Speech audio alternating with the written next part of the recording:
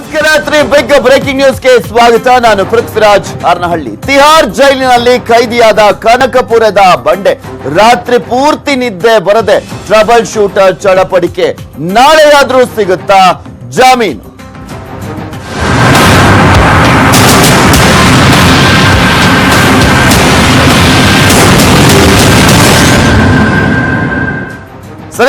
DK Shivakumar ಅವರನ್ನ ಆಸ್ಪತ್ರೆಯಿಂದ ತಿಹಾರ್ ಜೈಲಿಗೆ ಶಿಫ್ಟ್ ಮಾಡಲಾಗಿತ್ತು. ಹೇಗಿತ್ತು ತಿಹಾರ್ ಜೈಲಲ್ಲಿ ಡಿಕೆ ಶಿವಕುಮಾರ್ ಅವರ ಮೊದಲ ರಾತ್ರಿ? ಹಾಗಾದ್ರೆ ತಿಹಾರ್ ಜೈಲಿನಲ್ಲಿ ಡಿಕೆಶಿ ಜೊತೆ ಇದ್ದವರು ಯಾರು? ಇದು 8 ಶತಕೋಟಿ ಶ್ರೀಮಂತ ನಾಯಕನ ದುಸ್ಥಿತಿಯನ್ನ ನಾವು ನಿಮ್ಗೆ ತೋರಿಸ್ತಾ ಇರುವಂತದ್ದು. 840 ಕೋಟಿ ಆಸ್ತಿ ಇದ್ರೂ ಕೂಡ ಡಿಕೆಶಿ ಪರಿಸ್ಥಿತಿ ಯಾವ ರೀತಿಯಾಗಿದೆ ಅನ್ನೋದನ್ನ ನೀವು ಕೂಡ ನೋಡ್ತಾ ಇದ್ದೀರಾ.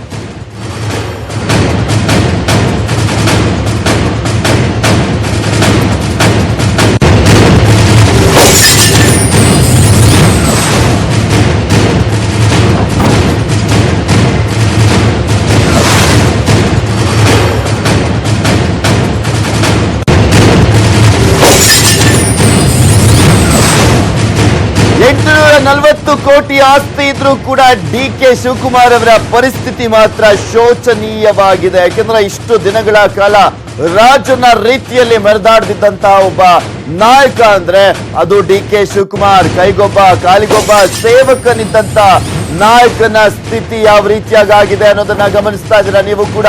ಡಿಕೆ ಶಿವಕುಮಾರ್ ಅವರ ಮೊದಲ ಜೈಲು ರಾತ್ರಿ ನಿಜಕ್ಕೂ ದಯಾನೀಯವಾಗಿತ್ತು. ಯಾಕೆಂದ್ರೆ ಇದುವರೆಗೂ ಯಾವತ್ತು ಸೆರೆವಾಸ ಅಂದ್ರೆ ಜೈಲಿನಲ್ಲಿ ಇರಲಿಲ್ಲ ಡಿಕೆ ಶಿವಕುಮಾರ್ ಅವರು.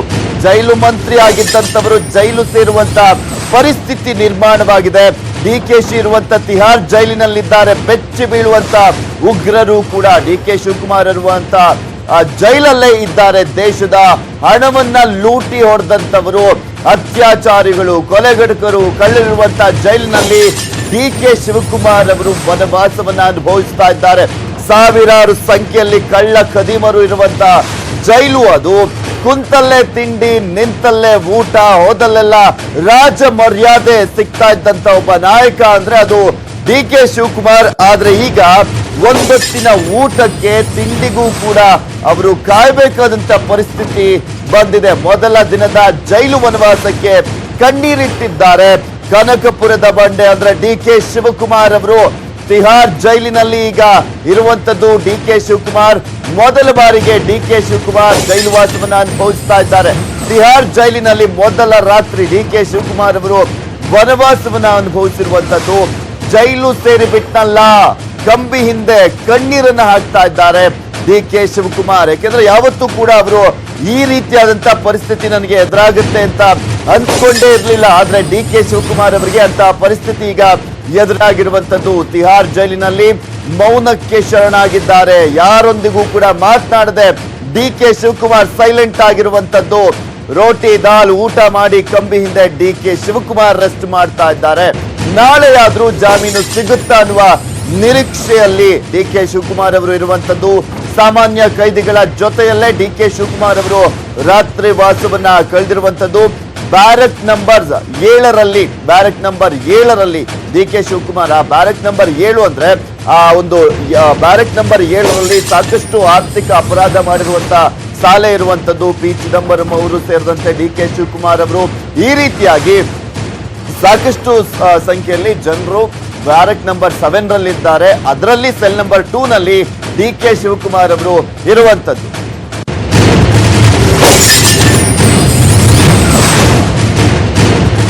ಈ ಕುರಿತಂತೆ ಹೆಚ್ಚಿನ ಡೀಟೇಲ್ಸ್ ಅನ್ನ ನೀಡ್ತಾರೆ ನಮ್ಮ ದೆಹಲಿಯ ಪ್ರತಿನಿಧಿ ಧರಣೇಶ್ ಬುಕ್ಕನಕೆರೆ. ನೇರ ಸಂಪರ್ಕದಲ್ಲಿ ಜಾಯ್ನ್ ಆಗ್ತಾ ಇದ್ದಾರೆ. ಎಸ್ ಧರಣೇಶ್, ಯಾವತ್ತೂ ಕೂಡ ನಿರೀಕ್ಷೆ ಮಾಡಿರಲಿಲ್ಲ ಡಿಕೆ ಶಿವಕುಮಾರ್ ಅವರು ನಾನು ಕೂಡ ಜೈಲು ಸೇರ್ಬೇಕಾದಂತ ಪರಿಸ್ಥಿತಿ ಬರುತ್ತೆ ಅಂತ. ಆದ್ರೆ ಈಗ ಆಲ್ರೆಡಿ 1 ದಿನ ತಿಹಾರ್ ಜೈಲಿನಲ್ಲಿ ಕಳೆದಿದ್ದಾರೆ. ಹೇಗಿತ್ತು ನಿನ್ನೆಯ ದಿನ?